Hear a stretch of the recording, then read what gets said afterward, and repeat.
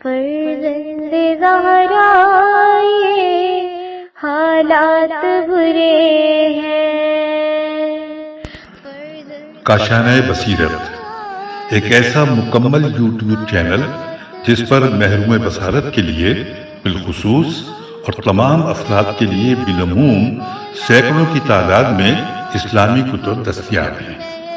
لہذا گزارش ہے کہ آپ اپنی ذمہ داری نبھاتے ہوئے کاشانہ بصیرت کو سبسکرائب کرنے کے ساتھ ساتھ بیل آئیکن کو پریس کیجیے تاکہ آپ علم کے حصول کے ساتھ ساتھ مذہب اہل بیت کی اشاعت میں بھی اہم کردار ادا کرتے رہیں۔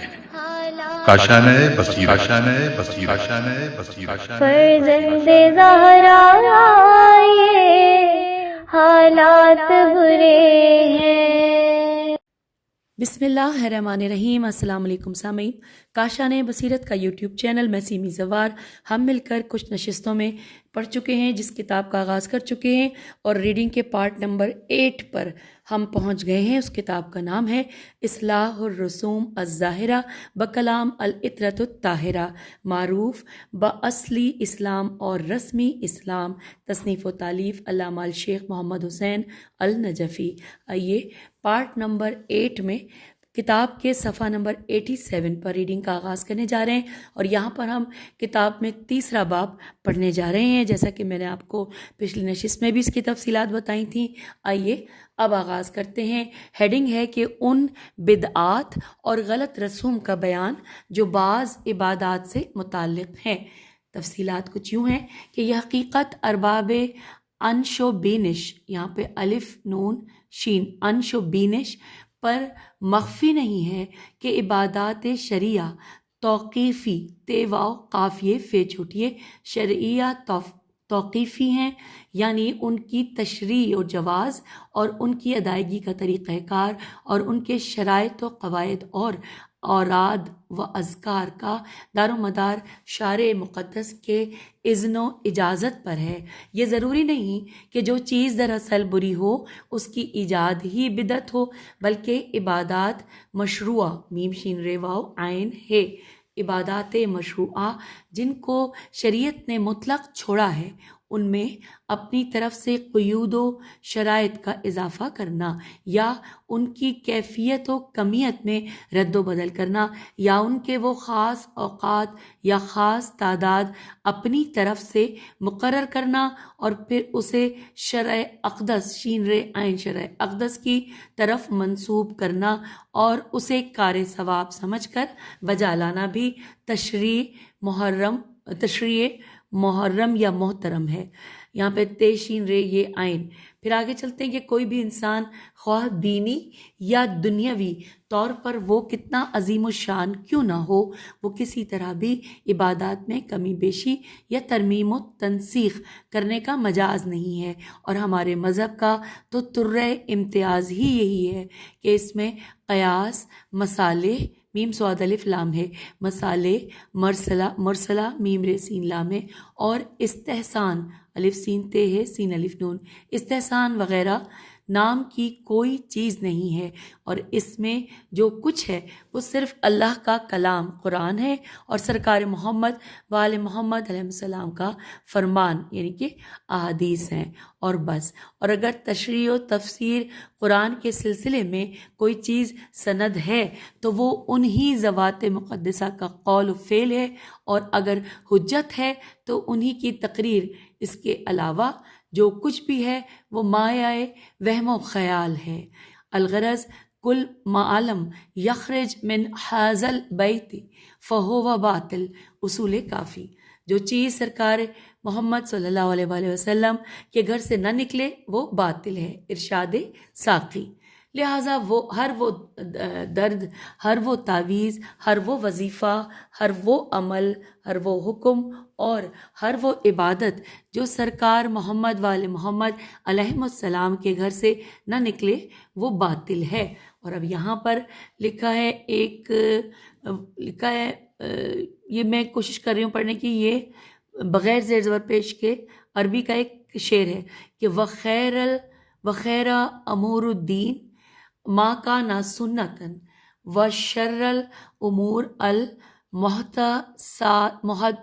محتسات البدائے. اور یہاں پہ اس کے سے آگے لکھا ہے کہ اغیار نے تو جب آل محمد کا دامن چھوڑ دیا تو انہوں نے نہ صرف یہ کہ اپنی طرف سے نقوش و ہند، نون قاف واو شین، نقوش و ہند سے تعویذات و چلے وغیرہ ایجاد و اختراع کر لیے، بلکہ اپنی طرف سے عبادات بھی ایجاد کر لی، جیسے نماز تراویح، نماز چاشت اور نماز گیلانی وغیرہ وغیرہ. مگر افسوس تو اس بات کا ہے کہ ان لوگوں کے ساتھ مدت و رہنے سہنے اور اکٹھا مرنے جینے اور باہمی ربط و ارتباط کی وجہ سے رفتہ رفتہ یہ چیزیں ائمہ طاہرین علیہ السلام کے نام لیواؤں میں بھی سرایت کرائی ہیں. یہاں کے نام نہاد پیروں، فقیروں اور تعویذی ملاؤں کے ہاں بھی خانہ ساز، دم درود، نقوش اور تعویذات خوب چلتے ہیں، بلکہ چلے کشیاں بھی ہوتی ہیں. اور پھر لکھا ہے کہ ترک حیوانات بھی کیا جاتا ہے اور ترک لذائذ بھی، حالانکہ ہماری روایات میں ان چیزوں کی ممانعت وارد ہوئی ہے. اب ہم پیج 89 پہ آ گئے ہیں. لکھا ہے چنانچہ محمد بن مسلم بیان کرتے ہیں کہ میں نے جناب امام محمد باقر علیہ السلام سے دریافت کیا کہ کیا ہم مشہور تعویذات استعمال کریں، تو فرمایا کہ نہ، مگر وہ جو قرآن سے ہوں. پھر فرمایا جناب امیر علیہ السلام فرماتے ہیں کہ بہت سے افسوں اور تعویذات شرک سے ہیں. ان کثیرن من الرقا والتمائم من الاشراق. پھر لکھا ہے کہ اور حضرت امام جعفر صادق علیہ السلام فرماتے ہیں کہ ان کثیرن من التمائم شرک، کہ بہت سے تعویذات شرک ہوتے ہیں. حوالہ ہے وسائل الشیعہ. کیوں؟ اب یہاں پہ سوالیہ نشان ہے اور سوال کیا گیا ہے کہ کیوں ہے ایسا؟ تو محض اس لیے کہ وہ قرآن اور سرکار محمد وآل محمد علیہ السلام کے فرمان سے ماخوذ نہیں ہوتے. اس سلسلے میں ہمارے بعض محتاط علماء کی روش و رفتار اس قدر عمدہ و اعلیٰ ہے کہ اس کی مثال نہیں ملتی. چنانچہ علامہ کنتوری، کاف نون تے واو رے چھوٹی ہے، چنانچہ علامہ کنتوری علیہ رحمہ انتصارات نے الف نون تے سواد الف رے انتصار السلام جلد نمبر 3 میں سورہ رحمان کے ایک مخصوص عمل کا تذکرہ کرنے کے بعد جو چیچک کے دفیہ کے لیے مجرب ہے، فرماتے ہیں کہ میں یہ عمل اس لیے نہیں کرتا کہ یہ کسی امام معصوم علیہ السلام سے منقول نہیں ہے. یہاں پہ انورٹڈ کاما میں یہ پورا جملہ ہے کہ میں یہ عمل اس لیے نہیں کرتا کہ یہ کسی امام معصوم علیہ السلام سے منقول نہیں ہے. پھر لکھا ہے کہ اللہ کہاں علماء کرام کی وہ احتیاط اور کہاں ہمارے پیروں فقیروں کی یہ بے احتیاطی کہ ہر رتب و یابس کو حرز جان بنائے بیٹھے ہیں.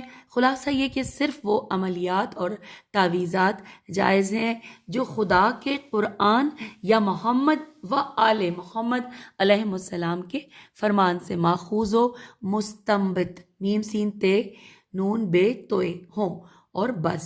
پھر ہم آگے پیج 90 پہ لکھا ہے چنانچہ حضرت امام جعفر صادق علیہ السلام نے سے منقول ہے، فرمایا کہ حز منہ ما شیت لما شیت، کہ قرآن کی جس آیت کو اور جس جائز مقصد کے لیے چاہو لے لو.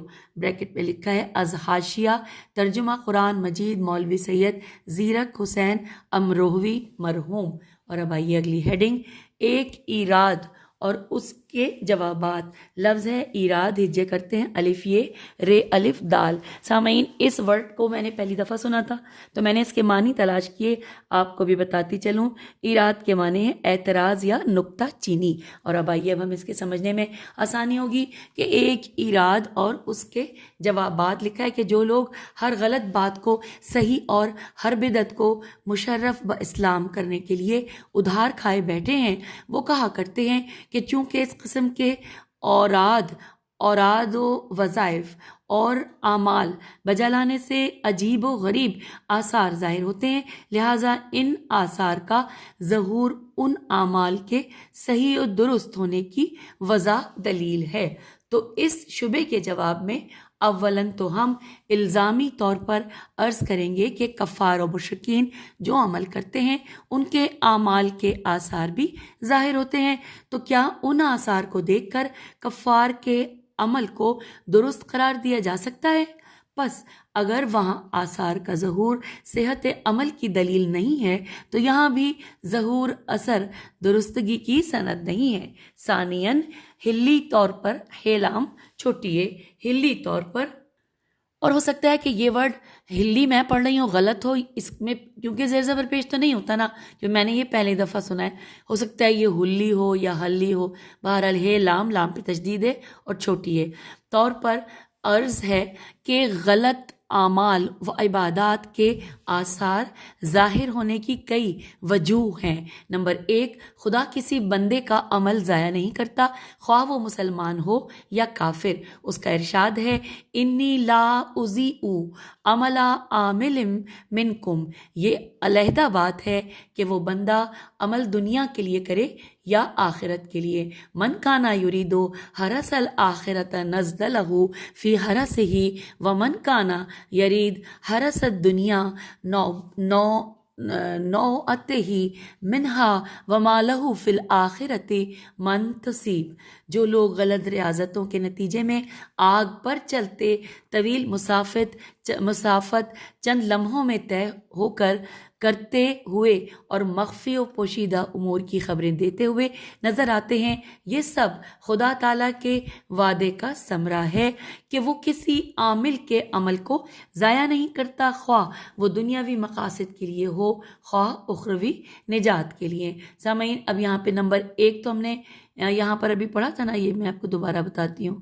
میں یہاں پر ابھی ہم نے تھوڑا پہلے کہا تھا کہ نمبر 1 یہ، تو نمبر 2 پہ اب آئے ہیں یہاں پہ، اب میں پیچھے گئی ہوں، مجھے مل نہیں رہا۔ دوسرا یہ کہ اثر کا ظہور اعتقاد کے تابع ہوتا ہے، یہ ہیڈنگ ہے۔ نفسیات کے ماہر جانتے ہیں کہ عقیدے کی پختگی کا کتنا گہرا اثر ہوتا ہے۔ کفار بتوں اور مخالفین صنمی سواد نون میم چھوٹی ہے صنمی قریش کے وسیلے سے دعا کرتے ہیں اور اثر ظاہر ہو جاتا ہے، یہ تو پھر بھی اسماء اعلیٰ ہیں، گو ان کے پڑھنے کا طریقہ غلط ہے، لہٰذا اگر اثر ظاہر ہو جائے تو کوئی جائے تعجب نہیں ہے۔ تیسرے نمبر پہ لکھا ہے کہ بدعت میں بھی جب استجابت دعا کے اسباب جمع ہو جائیں تو اس کا اثر ظاہر ہو جاتا ہے۔ نمبر 4، کبھی استدراج بھی ظہور اثر کا باعث ہوتا ہے، بندہ گناہ کرتا ہے اور خدا اس پر نعمتوں کا نزول کرتا ہے تاکہ وہ توبہ و استغفار کرنا بھی بھول جائے۔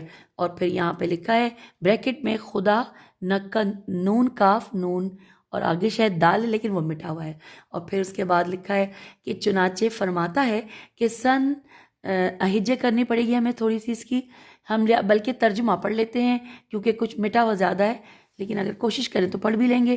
سنستدرجہم من حیث لا یعلمون، ہم نے پڑھ لیا ترجمہ کہ ہم اس طرح استدراج کرتے ہیں کہ انہیں خبر ہی نہیں ہوتی۔ بریکٹ میں لکھا ہے ملخص اصلاح الرسوم جون پوری، الغرض اثر کا ظاہری ہونا اور ہے اور کسی عمل اور وظیفے کا صحیح ہونا اور ہے۔ اور اب آئیے پیج 92 پہ آ گئے کہ پس معلوم ہوا کہ کسی عمل کے اثر ظاہر ہونے سے اس عمل کی صحت پر ہرگز استدلال نہیں کیا جا سکتا۔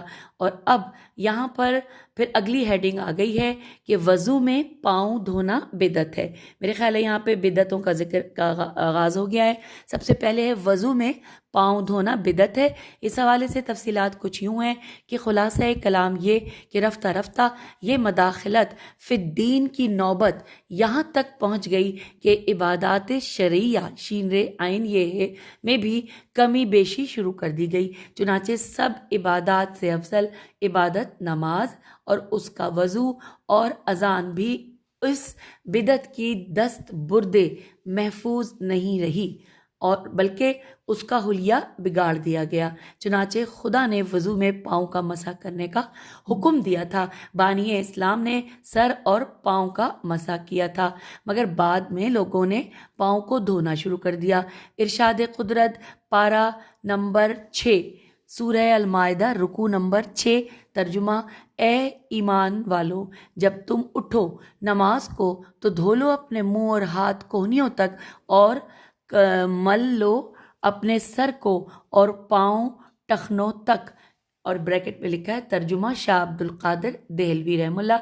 لکھا ہے آیہ مبارکہ میں وارد شدہ لفظ ورجلکم واو الف رے جیم لام کاف میم وارجلکم یا ورجلکم کی لام پر قرا سبعہ میں سے قاف رے الف حمزہ اور سین بے عین ہے سبا میں سے ابن کثیر، ابو عمر، حمزہ اور عاصم 4 قاریوں نے زیر پڑھی ہے اور باقی 3 قاریوں نے اس پر زبر پڑھی ہے. بریکٹ میں حوالہ ہے کہ ملاحظہ ہو تفسیر کبیر رازی جلد نمبر 3 صفحہ نمبر 545. پھر لکھا ہے کہ اب خواہ لام پر زیر پڑھی جائے یا زبر، بہرحال اس سے پاؤں کا مسح ثابت ہوتا ہے نہ کہ دھونا، کیونکہ ہر حالت میں وارجلکم کا عطف بروسکم بے رے واو پہ حمزہ ہے اور پھر واو اور پھر سین کاف میم پر ہے.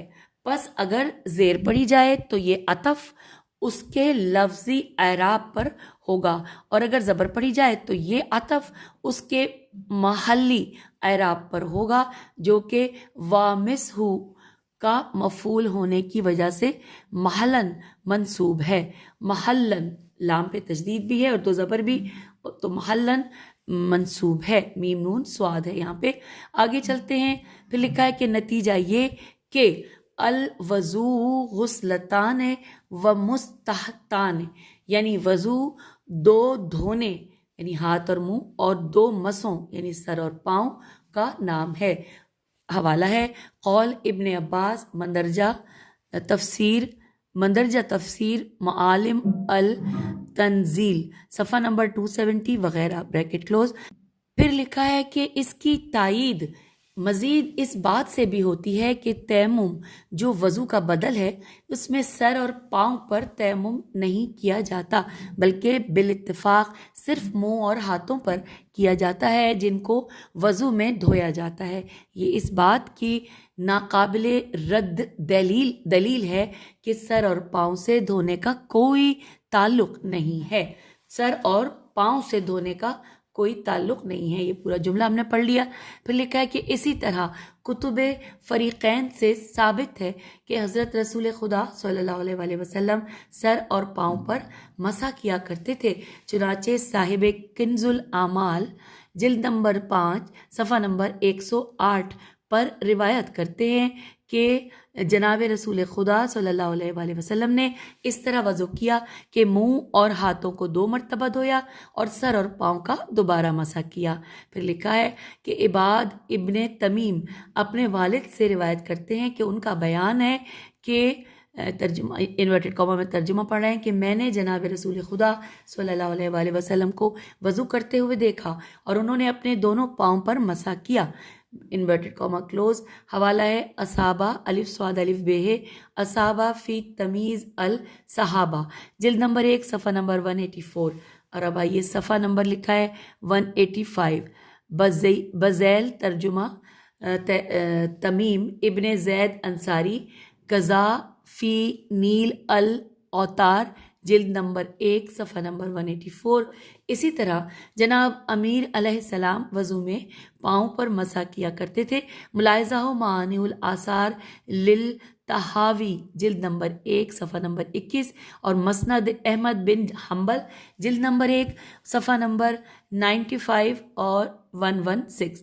اسی طرح بہت سارے صحابہ کے نام تاریخ میں ملتے ہیں جو پاؤں کا مسح کرتے تھے، جیسے انس بن مالک، عبداللہ بن عباس، عبداللہ بن عمر وغیرہ. ابن انس کا قول ہے کہ نزل القرآن بالمسح، یعنی قرآن مسح کے ساتھ اترا ہے. بریکٹ پہ لکھا ہے تفسیر خازن جلد نمبر 1 صفحہ نمبر 241. اور آگے چلتے ہیں کہ اور ابن عباس کا مشہور قول ہے کہ وہ کہا کرتے تھے کہ عام لوگوں نے سوائے دھونے کے انکار کر دیا ہے. عام لوگوں نے سوائے دھونے کے انکار کر دیا ہے اور میں تو قرآن میں سوائے مسح کے کچھ اور نہیں پاتا. حوالہ ہے ملاحظہ و تفسیر در منصور میم نون سے واو رے، جلد نمبر 2 صفحہ نمبر 262۔ لکھا ہے ان تمام حقائق کے باوجود پیغمبر اسلام صلی اللہ علیہ وآلہ وسلم کی وفات حسرت آیات کے بعد کچھ لوگوں نے نامعلوم مصلحتوں کے تحت پاؤں کے مسح کو بدل کر پاؤں کے دھونے کو لازم قرار دے دیا، اور اس طرح وضو کو باطل کر کے افضل ترین عبادت یعنی نماز کے بطلان کا راستہ ہموار کر دیا۔ پھر لکھا ہے آگے وَإِلَى اللَّهِ الْمُشْتَكَى، اور ہم نے پیج 95 پر آ گئے اور اگلی ہیڈنگ پڑھنے جا رہے ہیں اذان میں تحریف۔ تفصیلات کچھ یوں ہیں کہ وضو کے بعد ان لوگوں نے اذان کو تحریف کا ہدف بنایا، چنانچہ اس میں سے کچھ فقرے ساقط کر دیے اور بعض فقروں کا اضافہ کر دیا۔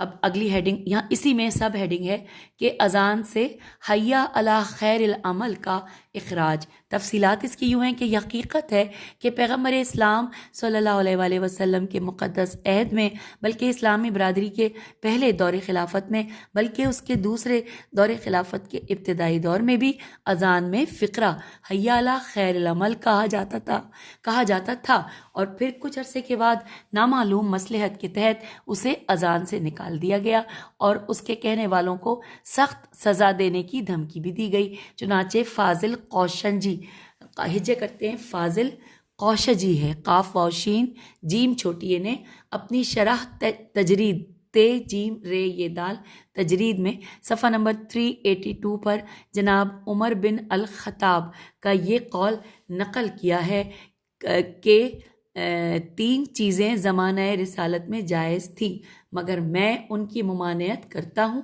اور خلاف ورزی پر سزا دوں گا۔ 1 متاع النساء، 2 متاعۃ الحج، اور تیسرا ہے حیا علی خیر العمل۔ لکھا ہے کہ ظاہر ہے کہ جس چیز کو حضرت رسول خدا صلی اللہ علیہ وآلہ وسلم بحکم خدا جائز قرار دیں، کسی بھی شخص کو اسے حرام قرار دینے کا کوئی حق نہیں پہنچتا۔ چنانچہ خاندان رسالت اور ان کے نام لیواؤں پر اس ممانعت کا کوئی اثر نہ ہوا، اور اس دور میں بھی کہتے تھے اور آج بھی کہتے ہیں، بلکہ بعض شواہد سے پتہ چلتا ہے کہ اس مناہی میم نون الف ہے چھوٹی کا خود مناہی کرنے والے کی اولاد پر بھی کوئی اثر نہیں ہوا تھا۔ چنانچہ سیرت حلبیہ جلد نمبر 2 صفحہ نمبر 110 طبع مصر پر لکھا ہے کہ عبداللہ بن عمر اذان میں حیا علی خیر العمل کہتے تھے، اور یہاں پر ایک مصرع ہے صلاح سواد سے ہے، صلاح عام ہے یاران نقطہ داں کے لیے، صلاح عام ہے یاران نقطہ داں کے لیے، بس ایک ہی مصرع ہے۔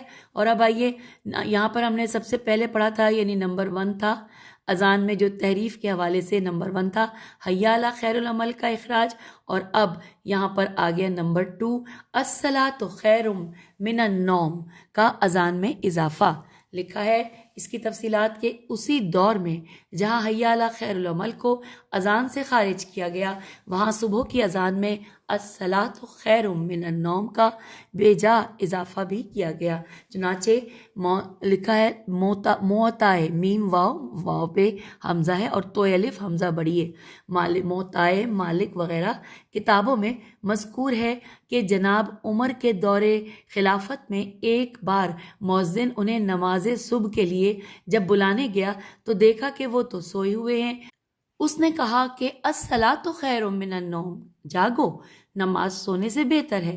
جب وہ یہ فقرہ سن کر جاگے تو اس کو پسند کیا اور مؤذن کو حکم دیا کہ اسے صبح کی اذان میں کہا کرے، اور اس کے بعد وہ ایسا رائج ہوا کہ جز اذان بن گیا، اور آج تک برابر برادران اسلامی کے ہاں بالالتزام بے الف لام تے زے الف میم بالالتزام کہا جاتا ہے۔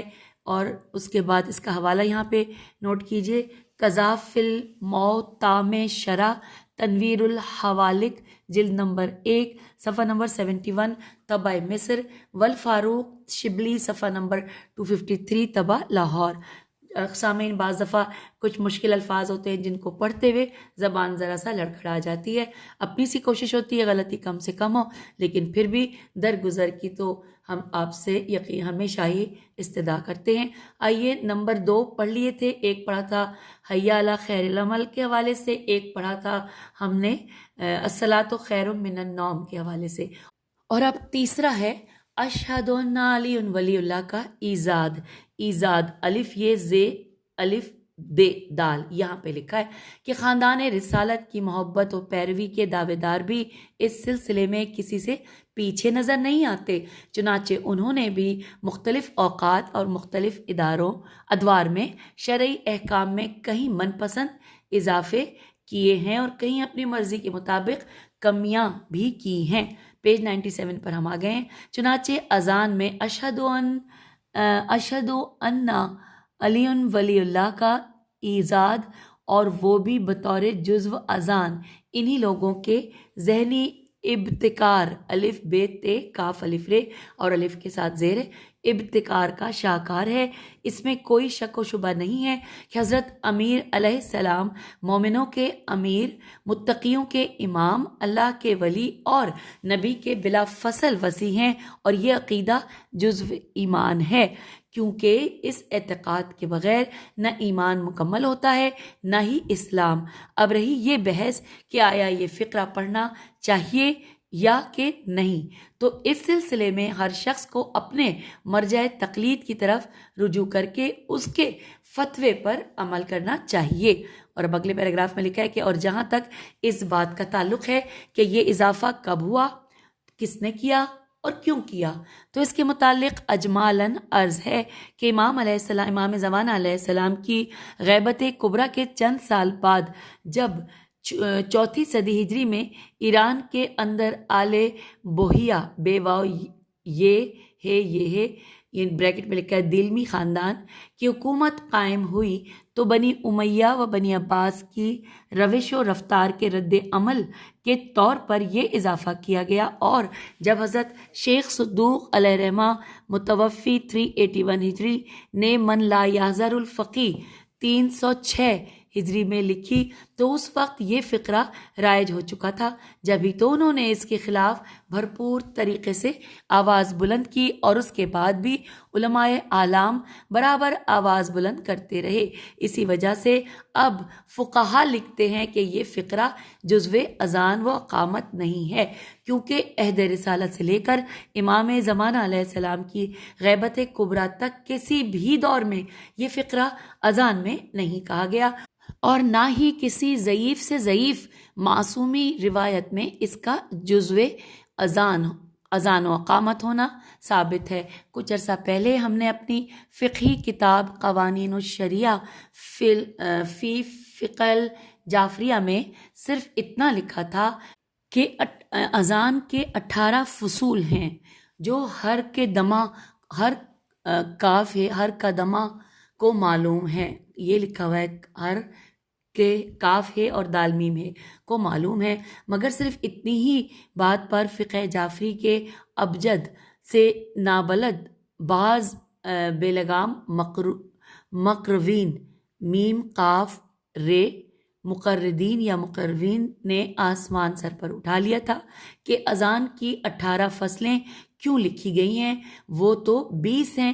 میں ان یہاں پہ لکھا ہے میں in how who inverted Cama میں صرف یہ ورڈ لکھا ہے ہاؤ ہو کرنے والے غیر ذمہ دار لوگوں سے کہ جو نہ مجتہد ہیں نہ مقلد اور نہ ہی محدث، صرف اتنا پوچھتا ہوں کہ ہماری فقہ و حدیث کی وہ کون سی کتاب ہے کہ جس میں اذان کی 18 فصلیں نہیں لکھی ہیں؟ ہماری تمام کتب احادیث میں سے سب سے زیادہ مستند معتبر کتب 4 ہیں۔ نمبر 1 اصول و فروع کافی، 2 من لا یحذر الفقی، 3 تہذیب الکلام نہیں ہے، تہذیب الحکام، اور 4 استبصار الف سین تے بے سواد الف رے۔ تو کیا ان سب میں اذان کی 18 فصلیں نہیں لکھی ہیں؟ اور کیا کتاب الوافی جو کتاب 4 کا مجموعہ ہے اور وسائل الشیعہ جو کتب اربع کے علاوہ سینکڑوں مستند کتابوں کا انتخاب لاجواب ہے، اس میں 18 فصول درج نہیں ہے کیا؟ اور کیا ہماری وہ سب چھوٹی اور بڑی فقہی کتابیں جو ہمارے دینی مدارس میں درساً پڑھائی جاتی ہیں، یعنی علامہ ہلی کے تبصرے سے لے کر محقق علی یا ہلی، تھوڑا سا انک پھیلی ہوئی ہے، کہ شرائع الاسلام تک، اور اس کی شروع مسالک، مدارک اور جواہر الکلام وغیرہ تک، اور شہید اول کی لمعہ سے، لام پہ پیش ہے، لام میم عین ہے، لمعہ سے لے کر شہید ثانی کی شرح تک، اور علامہ ہلی کی منتہا الفقہ سے لے کر فاضل، اب یہاں پہ بہرانی ہے یا بجرانی ہے، کہ حدائق ناظرہ، کیونکہ یہ مٹا ہوا بھی ہے اور تھوڑی انک بھی پھیلی ہوئی ہے، حدائق ناظرہ تک تمام فقہی کتابوں میں 18 جملے نہیں لکھے ہیں، بلکہ اور نہیں لکھے ہیں، اور یہاں پہ لکھا ہے کہ اور کیا موجودہ دور کے تمام مراجع غطام، غین تو الف میم غطام، تقلید شیعان جہان کے رسائل عملیہ اور رسائل علمیہ ہونا چاہیے، یا یہاں بھی لکھا ہے عملیہ، رسائل عملیہ اور توضیحات المسائل میں اذان کے 18 کلمے مذکور نہیں ہیں۔ اب یہاں پر حوالہ دیا گیا ہے، حوالہ پڑھ لیتے ہیں کہ وہ 18 فصول یہ ہیں: اللہ اکبر، اللہ اکبر، اللہ اکبر، اللہ اکبر، اشہد ان لا الہ الا اللہ، اشہد ان لا الہ الا اللہ، اشہد ان محمد رسول اللہ، اشہد ان محمد رسول اللہ، حی علی الصلاۃ، حی علی الصلاۃ، حی علی الفلاح، حی علی الفلاح، حی علی خیر العمل، حی علی خیر العمل، اللہ اکبر۔ بس یہاں پر یہ اللہ اکبر، لا الہ الا اللہ، لا الہ الا اللہ یہاں پر لکھا ہے، اور اس کے بعد پھر ہم نے یہ حاشیے میں پڑھ لیا، پھر ساتھ ہی اگلا جملہ لکھا ہے صفحے پر کہ اگر یہ سب حقائق صحیح ہیں اور یقیناً صحیح ہیں تو پھر میرے 18 فصول اذان لکھنے پر اعتراض کرنے کا جواز کیا بنتا ہے؟ بعد از ازیں یہ کہنا بلا مبالغہ درست ہے کہ اذان کے 20 فصول والی بات ان لوگوں کے نہا خانہ دماغ کے سوا ہماری کسی بھی مستند فقہی کتاب میں درج نہیں ہے۔ افسوس، یہاں پہ لکھا ہے، ایک فارسی کا شعر ہے کہ نئے اصول، نون بڑھیے، نئے اصولت محکم آید نئے فرو، شرم باید از خداو از رسول۔ اور ساتھ ہی لکھا ہے سچی بات تو یہ ہے کہ آنکھیں اگر ہیں بند تو پھر دن بھی رات ہے، آنکھیں اگر ہیں بند تو پھر دن بھی رات ہے، اس میں بھلا قصور کیا ہے آفتاب کا۔ سامعین، یہاں پر یہ 3 پوائنٹ مکمل کرنے کے بعد ہم آپ سے یہاں پر اجازت چاہتے ہیں پیج نمبر 99 پر، کیونکہ اس کے بعد چوتھا پوائنٹ ہے جس کی ہیڈنگ ہے نماز میں ہاتھ باندھنا بدعت ہے۔ یہ ہم پڑھیں گے اگلی نشست میں۔ اجازت دیجیے، خدا حافظ، فی امان اللہ۔